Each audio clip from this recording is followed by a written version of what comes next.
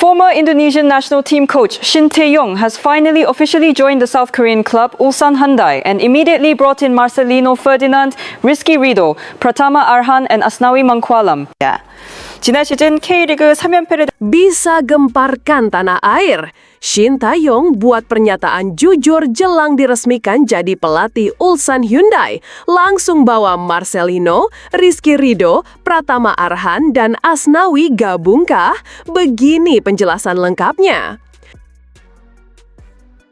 Langsung jadi sorotan di Eropa. Kevin Dix mendadak buat kejutan besar lagi yang bikin Arab Saudi dan Irak ketakutan. Wah, kira-kira apa ya? Memang banggakan Indonesia di Italia. Jay Itzes dan Emil Audero Mulyadi ambil keputusan super cerdas dan bisa bawa timnas ke Piala Dunia. Penasaran kan? Tonton video sampai selesai ya guys. Jangan lupa klik subscribe supaya dapatkan berita terbaru dari kami. Setelah 5 tahun penuh dedikasi bersama timnas Indonesia, Shin Tae-yong tampaknya belum benar-benar selesai dengan dunia sepak bola. Meski sempat berniat untuk beristirahat, pelatih asal Korea Selatan itu kini memberi sinyal kuat bahwa dirinya siap kembali meracik strategi. Kali ini mungkin bersama klub raksasa K-League 1 Ulsan Hyundai. Nama Shin memang belakangan santer dikaitkan dengan Ulsan, terlebih setelah performa sang juara bertahan mulai merosot di bawah asuhan Kim Pan-gon. Musim ini, Ulsan hanya meraih 8 kemenangan, 7 hasil imbang dan 9 kekalahan dari 24 pertandingan.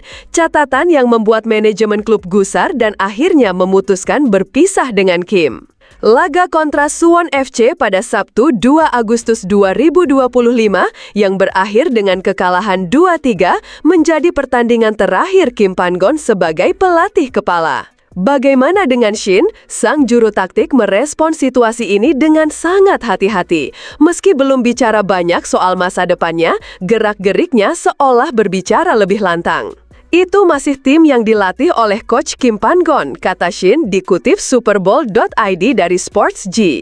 Itulah mengapa saya berhati-hati dalam berkata-kata. Saya berencana pulang dan menonton pertandingan Ulsan lagi dengan saksama, jelasnya. Shin mengungkapkan bahwa awalnya ia benar-benar ingin rehat sejenak dari dunia kepelatihan. Namun, kebutuhan mendesak dari sebuah tim membuatnya harus siap kembali lebih cepat dari yang direncanakan. Saya tadinya berencana untuk beristirahat musim ini, tetapi negosiasi berlangsung dengan buru-buru. Tapi bagaimanapun juga saya penyelamat dalam keadaan darurat. Saya baik-baik saja. Pada dasarnya ini adalah pertandingan perpisahan saya sebagai manajer umum Seongnam, pungkasnya. Dengan pernyataan tersebut, besar kemungkinan Shin akan segera mengakhiri tugasnya sebagai manajer umum Seongnam FC dan mengambil alih kursi panas di Ulsan Hyundai. Kalau menurut kamu, cocok nggak kalau Shin Tae-yong jadi pelatih Ulsan Hyundai? Apakah ini langkah tepat setelah petualangan dia di Indonesia? Yuk share pendapat kamu di kolom komentar. Pemain timnas Indonesia Kevin Dix menjalani debut manis bersama klub barunya, Borussia Mönchengladbach.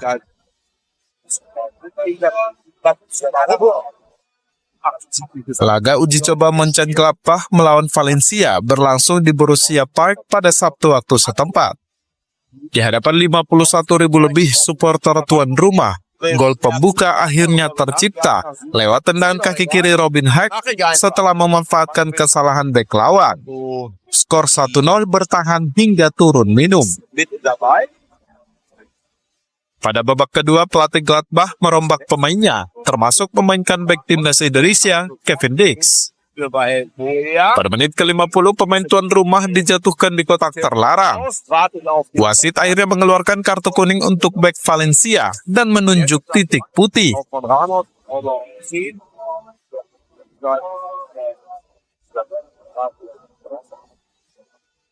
Kevin Dix yang ditunjuk sebagai eksekutor sukses menjalankan tugasnya dengan sempurna. Tendangan kaki kanan Dix membuat bola melesat ke kanan bawah gawang. 2-0 tuan rumah unggul.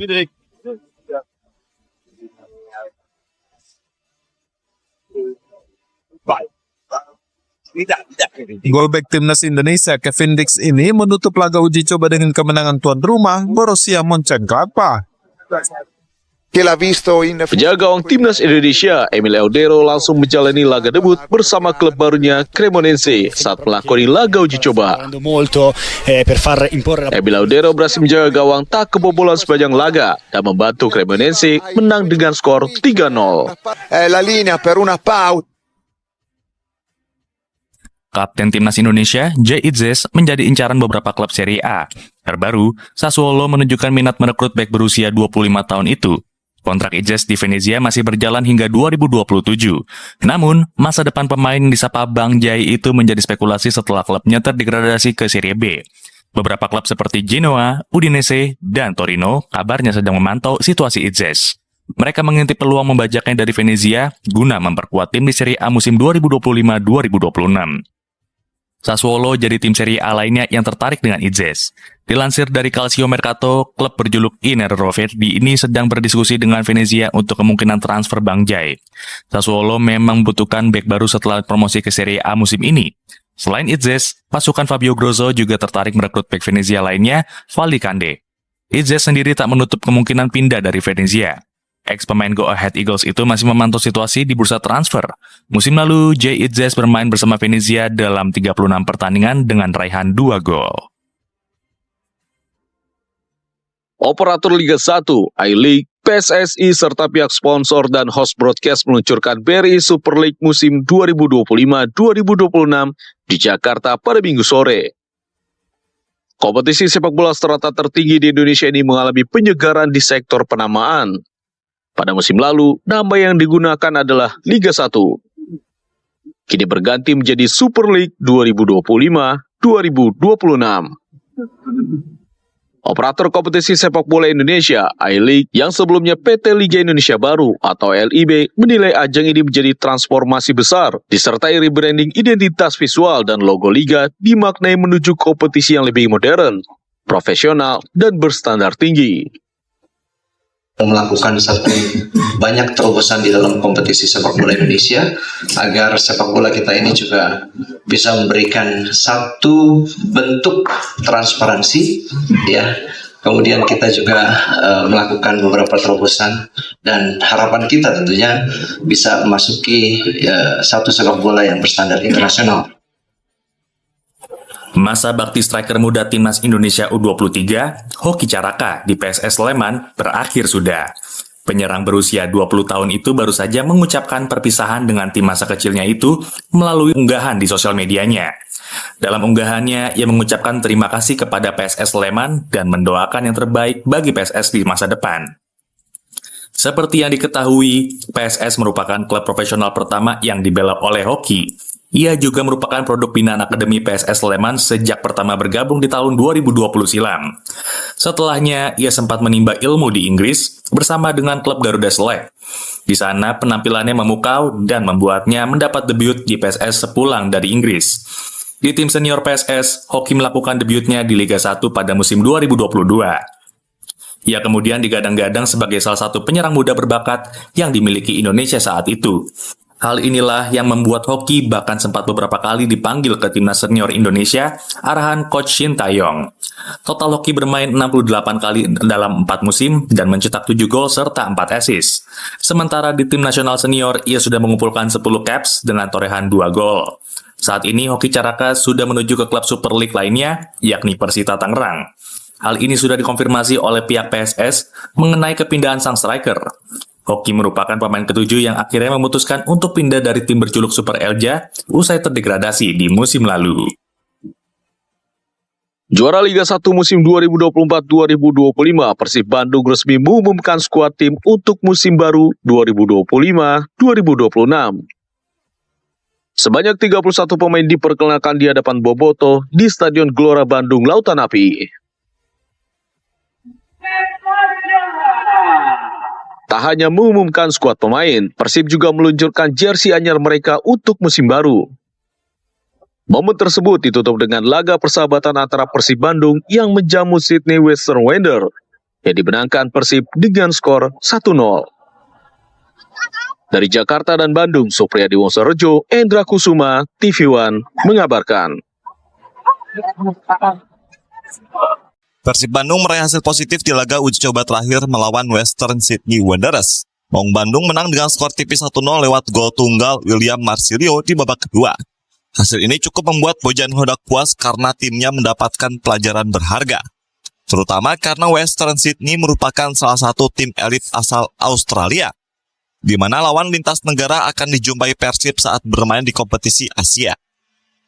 Pelatih asal Kroasia ini juga menyebut jika selama masa persiapan musim 2025-2026, Persib Bandung mendapatkan banyak uji coba dengan klub yang memiliki level lebih tinggi. Bojan ingin timnya dapat menyamai level klub-klub tersebut untuk bisa bersaing di kompetisi Asia. This team is level of elite Champions League. So for us this was good test. And now we will have 2 days off. We worked quite hard the last few weeks. Now we need to relax a little bit, refresh the team a little bit, and we can be ready for the Liga and Champions League qualification. Selama bulan Agustus, Persib Bandung akan menjalani 5 pertandingan selama 4 pekan. Dimulai tanggal 9 Agustus dengan menjamu Semen Padang di pertandingan pembuka Super League 2025-2026. Kemudian dilanjutkan melawan Manila Dagger di babak playoff Asian Champions League 2. Lalu Persijap, PSIM, dan Borneo FC sudah menunggu selanjutnya. Persib Bandung sendiri musim ini merombak sekitar 60% skuadnya jika dibandingkan dengan musim lalu. Bojan Hodak mengganti seluruh pemain asing yang membawa Maung Bandung meraih gelar back-to-back liga. Selain itu, manajemen juga mendatangkan beberapa nama baru untuk kuota lokal, seperti Sadil Ramdhani serta Hamrah Hehanusa. Kejuaraan sepak bola putri bergulir di Kabupaten Kudus, Jawa Tengah. Diikuti 92 tim. Rencananya, ajang pembinaan sepak bola putri akan berlangsung pada 10 kota untuk menjaring potensi pesepak bola sejak usia dini. Berlangsung di Super Soccer Arena Kudus, Jawa Tengah, sebanyak 1.370 pesepak bola putri usia meramaikan kejuaraan sepak bola yang diikuti 92 tim dari sekolah dasar maupun madrasah ibtidaiyah di sejumlah daerah Jawa Tengah. Terbagi dalam 2 kelompok KU10 dan KU12, mereka bersaing menampilkan permainan terbaiknya untuk merebut predikat juara dalam ajang yang digelar 29 Juli hingga 3 Agustus 2025. Selain sebagai pembinaan olahraga sepak bola sejak usia dini, kompetisi ini sekaligus langkah penyelenggara dalam upaya menjaring potensi pesepak bola putri sejak usia dini untuk ajang yang lebih tinggi. Penyelenggara Yopi Rosimin menyebut ajang yang dimulai sejak 2023 silam hingga kini semakin menunjukkan hasil cukup baik untuk sepak bola putri di tanah air. Hasilnya sejumlah anak bergabung di timnas U16. Rencananya kejuaraan sepak bola putri usia dini 2025 yang bertajuk Milk Life Soccer Challenge 2025 bakal digelar pada 10 kota, yakni Kudus, Semarang, Surabaya, Tangerang, Bekasi, Bandung, Yogyakarta, Solo, Malang, Jakarta, dan ditutup dengan laga All Star. Tahun 2025 jelas perkembangannya sangat pesat. Dulu istilahnya istilah orang sepak bola itu kumpul kacang, sekarang udah mulai menyebar, mulai ada strategi oper-operan, dan itu saya kira perkembangannya sangat bagus. Jadi saya kira ini Kudus sebagai barometer apresiasi bahwa kita lakukan kompetisi di Kudus sejak tahun 2023 sudah menghasilkan menjadi timnas di KU16 gitu.